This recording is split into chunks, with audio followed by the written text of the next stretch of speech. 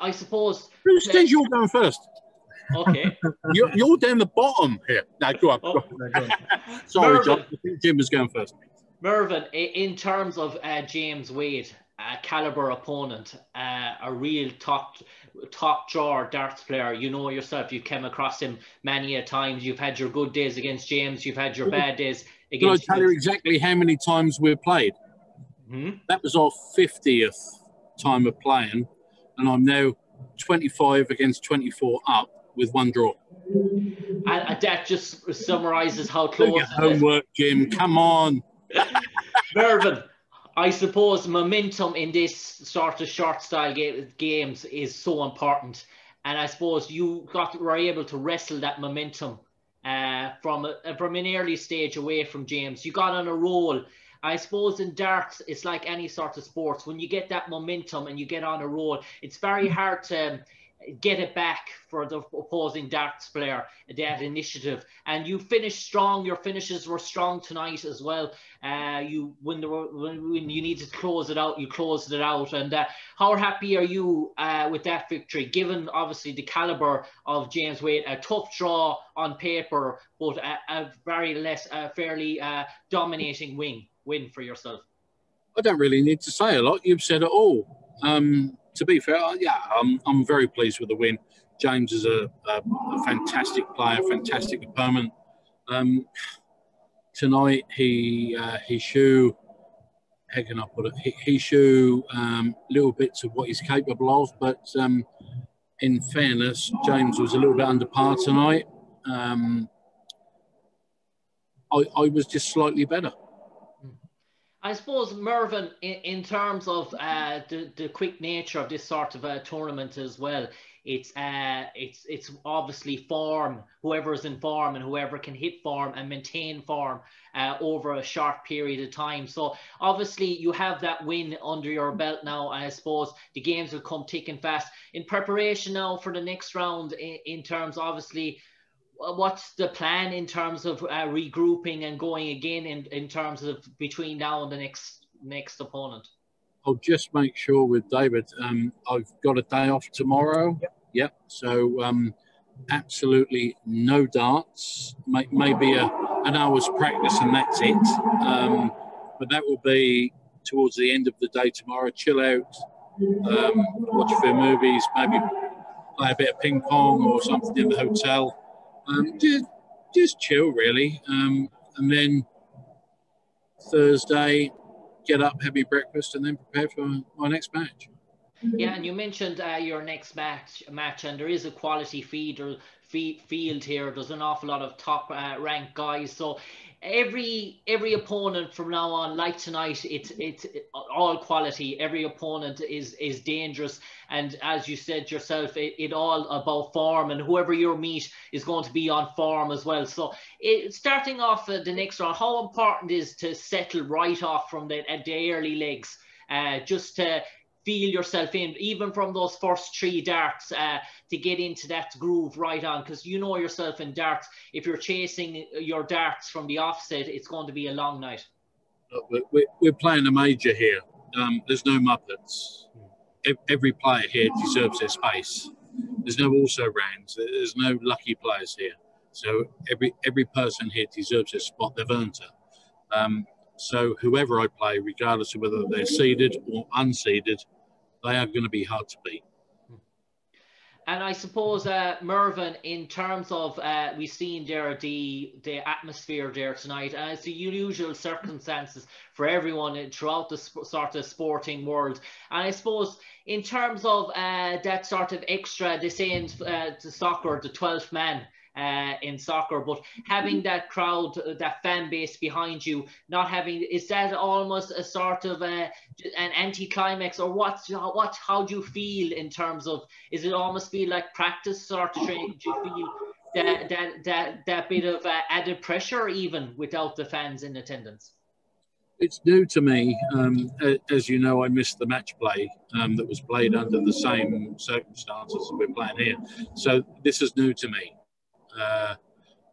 At the end of the day, it is what it is, and I'm just grateful that the PDC have put the majors on and have put any darts on whatsoever whatever. So at the end of the day, I will play in what I can play in, and I will take it and give it 110%.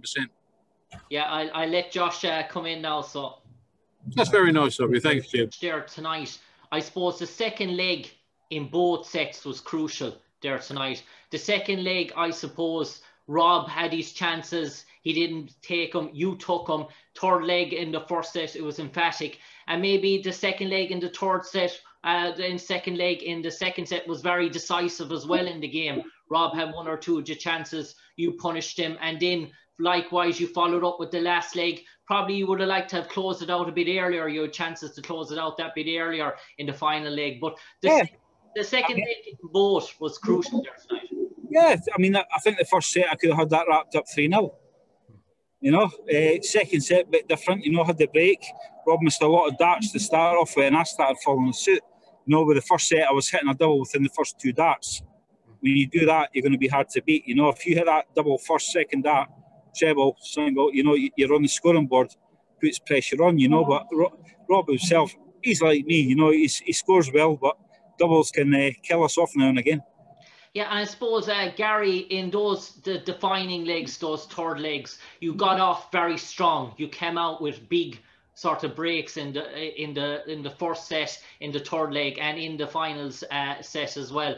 And that probably meant that Rob was chasing it, and you probably put that bit more pressure on him. But even in the first set there, the first leg, it was rampant, that third leg. Oh, yeah. I mean, you hit that double and get the scoring going, you ain't getting beat, you know. But I've done it a few times. I kicked in well, big score afterwards, and then I fell asleep. You know, that gave time for Rob to catch up on me. You know, but it's a hard game, you know.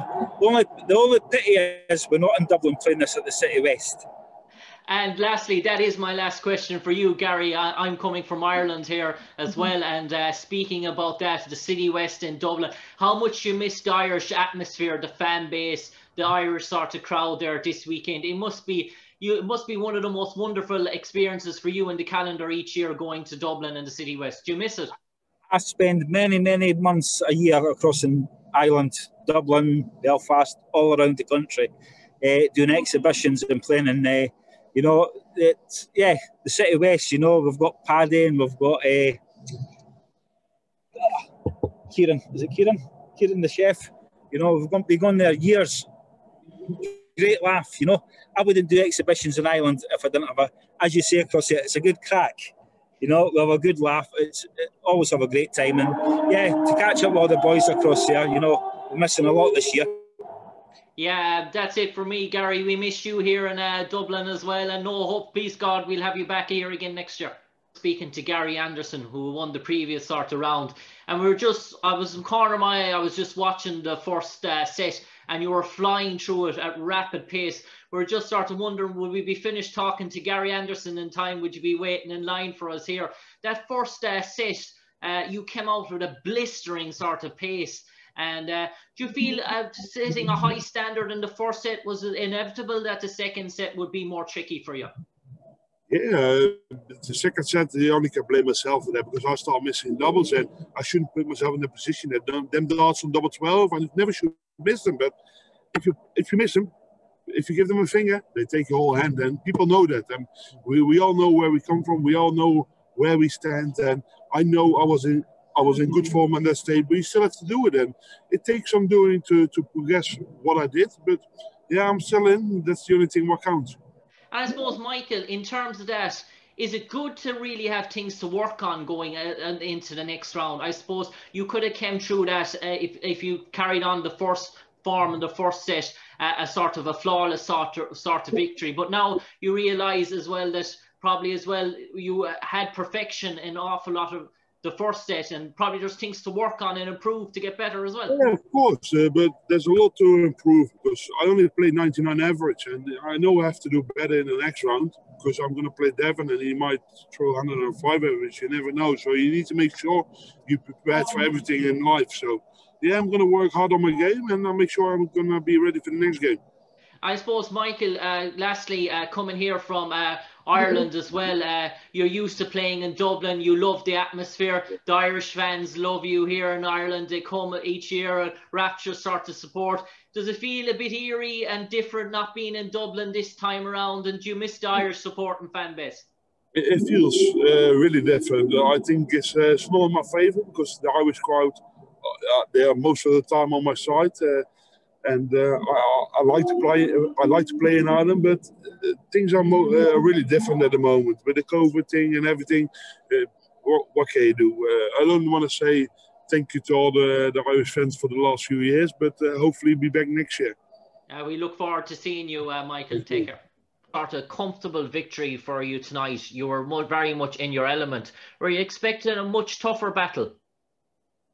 Of course I did. You know, Gabriel is a really good player, and of course I'm expecting a little bit more from him. But I'm really happy with this win, and I think how I played, I think the confidence. Yeah, the feeling was that I was really flying, and yeah, that a win was amazing.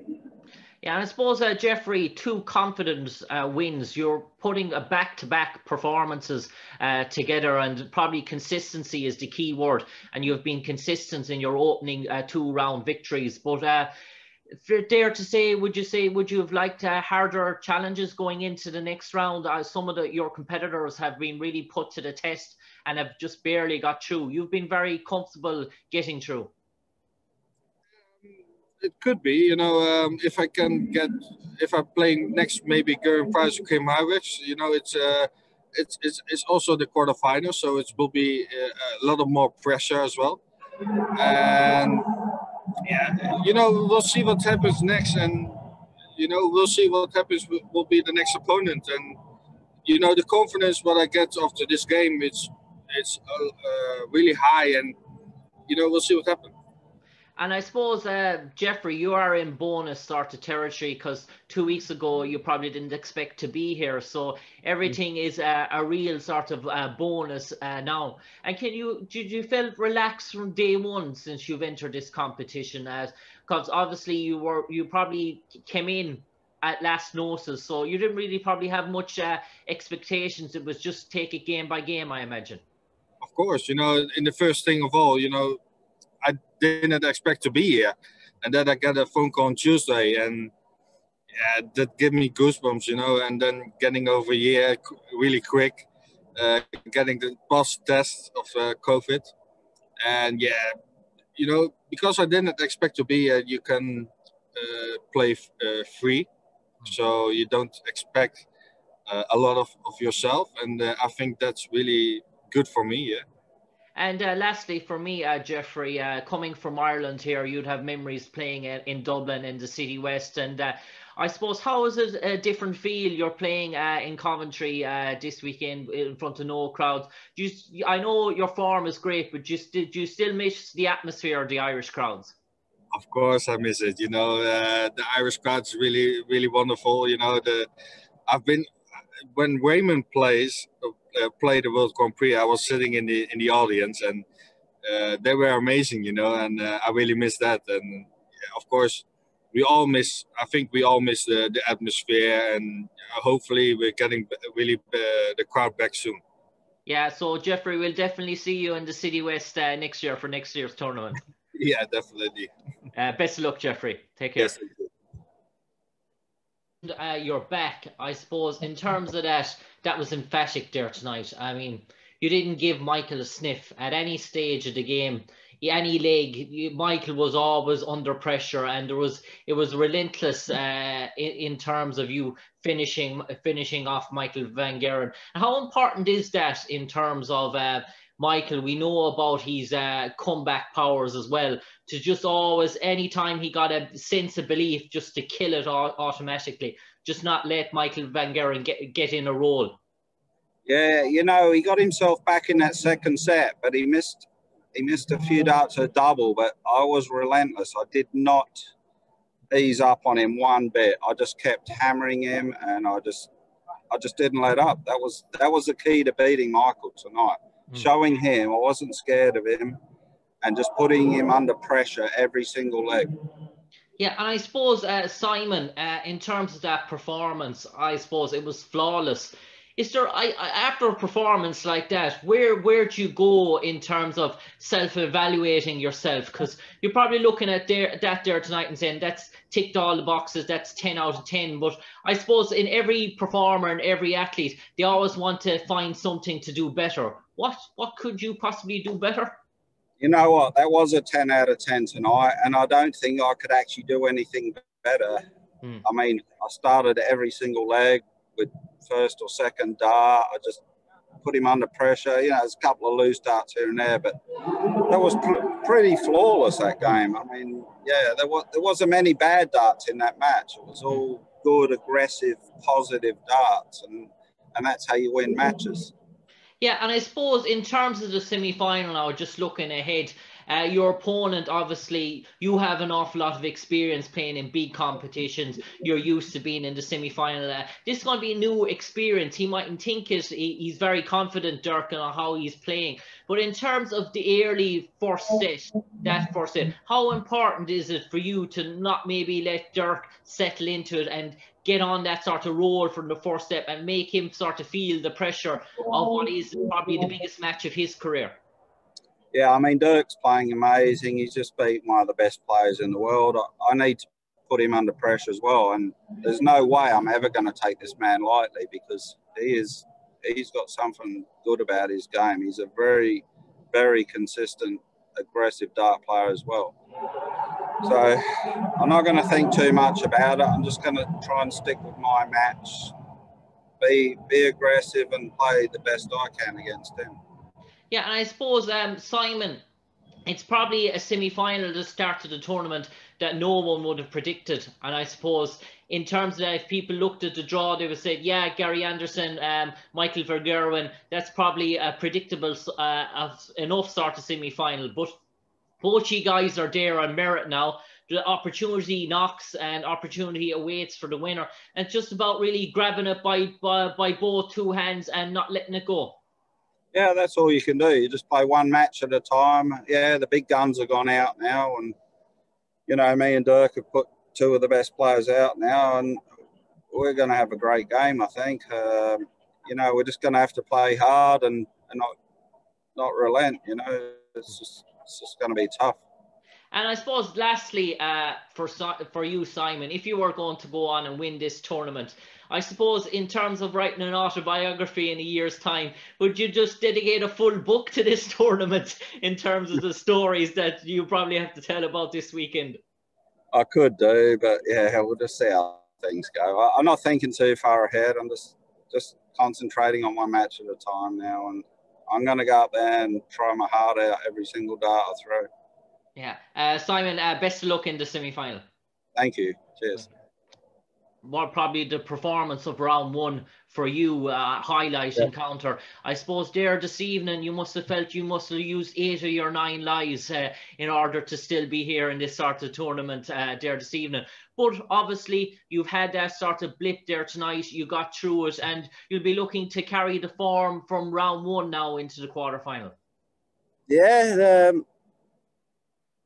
even keep the scoring going. The scoring was not too bad, but it wasn't as high as his, because he kept hitting that 12-20 so consistently. But I just dug in, and when I got a chance to hit my doubles, I hit it. Like in set 2, I was 2-0 down in set 2, and I got 2-2. But I should have won one of the legs early on, and I missed a double 8 and double 4. That changes the game as well. But I went off on the break, and I come back, I'm thinking, all I want to do now is go up and try and get this next set on my own throw. And I did. And I think I was a little bit lucky in that set, but I got it. And then the third, fourth set, he just gave it me. And I ate that double 10. I thought, yeah, I thought I was going to win it then. You mentioned that you thought you were going to win it, Dane, and could you see the reaction and the devastation on him? Or he's not really good to show his emotions, really, Ryan. He keeps them to himself. But at that time, we could see technically he couldn't keep it in, the emotions. And I suppose you probably said yourself here, match point here once you claim that sort of fourth set, because it's very hard to come back from that and try and get your emotions in check for a final deciding set. Yeah, it is. It is. I've done it most times. I've had that happen to me, but I could see his reaction when I won the first leg of the fifth set. I could see him every time he threw the dartboard. He walked back. His head was like that, shaking his head, and I thought, I'm going to take full advantage of that. That's what I did. But still, you never know in a game with that final double. And when that final double went in, that word was mostly relieved. And I suppose, Dave, in terms of tonight now, will this actually do you the world of good? In terms, I know you had a good first round. You like to have repeated the first round performance, but coming through a scare there tonight as well, I suppose. It's no harm to go through a scare and come through it, come out the other side of it. And obviously, it sort of gives that situation where you're in, where you might your back might be against the wall in future rounds, and you have been through that scenario now, so you won't be undaunted or unfazed going into the business end of the competition. Yeah, to be fair, I've always said I've always talked to my manager and said one thing about me, I'll never give up, never give in. I won't throw darts away. I've seen a lot of people, like, when they're not getting off and that, they throw the darts away, some of them. I don't do that. I just keep me focused, and if I get a shot, even though I should have been knocked out, you've got to take it. If you don't take that double 10, I'd have been out. Well, I should have been out, really, but I just can't talk about that game, because he played brilliant, and that's all I can say. He played brilliant, and I was a lucky boy. But I suppose I'll learn from that tonight. I suppose, Dave, lastly for me, we mentioned your opponents are on later on. I suppose they both bring sort of two different sort of characteristics as well to the way they sort of play. And I suppose in terms of tonight's matchup as well, there's no real time to, obviously your homework is what you see there tonight, basically.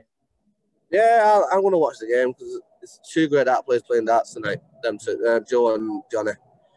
I played Johnny last week and he beat me 6-5 in a thriller. And no matter who I get out of them two, tomorrow night is going to be, again, a thriller for everybody to watch at home. Dave, on that note, best of luck, and hopefully we'll be talking to you again after the next round. Cheers. Cheers, mate. Thank you. Lovely. Thanks, Jim. Thank you. Thanks, mate. I suppose, Dirk, did you watch Simon Whitlock versus Michael Van Gerwen last night? Yes, and yes, I did, Mike. And I suppose Simon was practically flawless, and he mentioned to us afterwards he felt he gave the perfect performance. In terms of your performance there tonight, you improved in terms of your 180s. You hit an awful lot of 180s there tonight. So that is something obviously that you obviously improved on there tonight. I don't know. I didn't feel I played my best game of the tournament. But I saw Simon yesterday. And after that, he took an interview and he said, I won't take Dirk slightly. But if you say that, you're taking me slightly. Because if you play Michael Van Gerwen, you won't say, I'll take him slightly. But if you play someone who you think you can beat, you tell him, I'll take him slightly. So it's like, yeah. Well, he tries not to underestimate me. Underestimate me.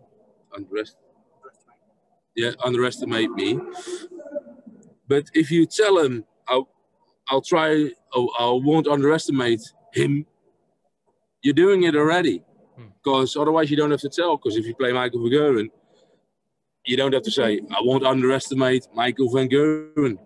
Because you know he's way better. But if you're saying, I will try not to underestimate him, you're thinking, I'll win this easily. And if you say that, I was like, yeah, okay. There are all signs of you're underestimating me. And you mentioned that. Did it psychologically, did it annoy you, that sort of statement? Did it drive that motivation? I'll show you there tonight. No, I was just laughing because of, well, not laughing, but I was like, people ask me, who did you prefer, Michael or Simon? I said, well, normally I would always say Simon, but if he plays like this, I prefer Michael, because if he plays 100 average, it's almost unbeatable in a double in the blood. But yeah, I cheered when he beat Michael, not in a regular thing, because I always like Michael to win. But for myself, I was like, yeah, I've got a better chance against Simon than against Michael. And I suppose, Dirk, if you look at your path to the final, you've taken down an awful lot of big guns. And I suppose you can add Simon Whitlock to Gary Anderson. And I suppose in terms of that sort of final, if you win it, I suppose you look back on Savory and you look at the list of names that you have taken down in terms of winning the World Grand Prix. I suppose that's obviously, as a professional darts player, you want to take down the big names in terms of winning a tournament. I don't know. People say you have to beat everyone to win, and I always say you have to win 5 games to win.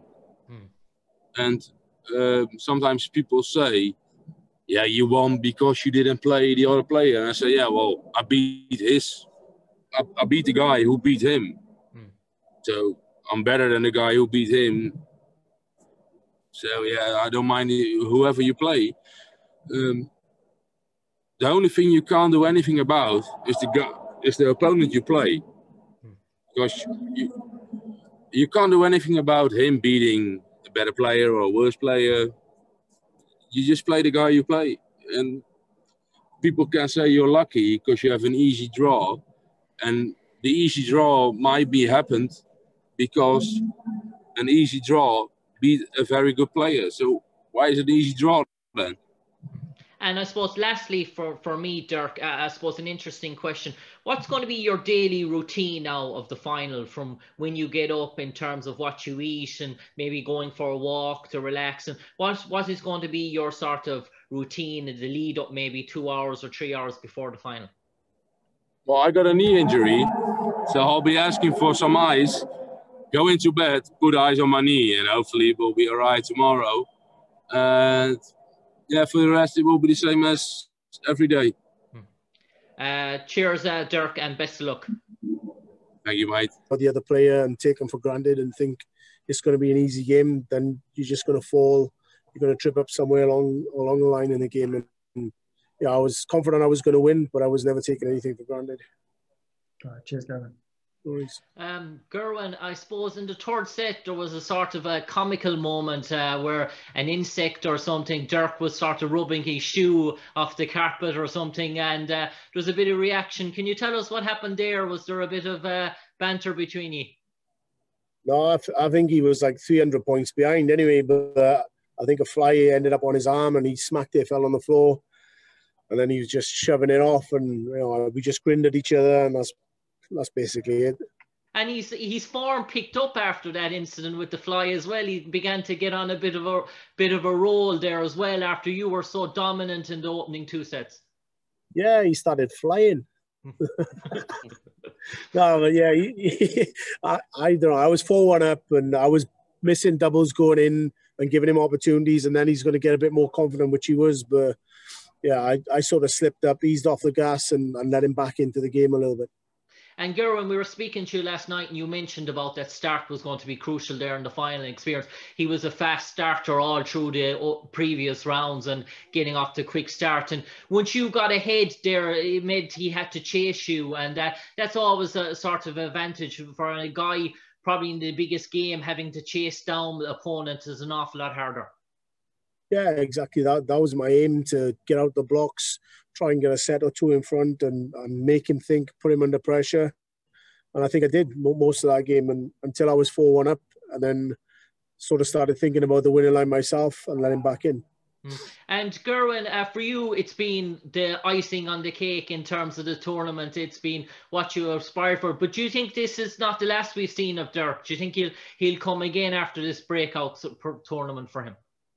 Yeah, I mean, he's a good enough player. He's a confident lad. He's only just got his tour card back this year. He's he's back up, I think, into the top 64. So yeah, I wish him well. You know, it's a tough school.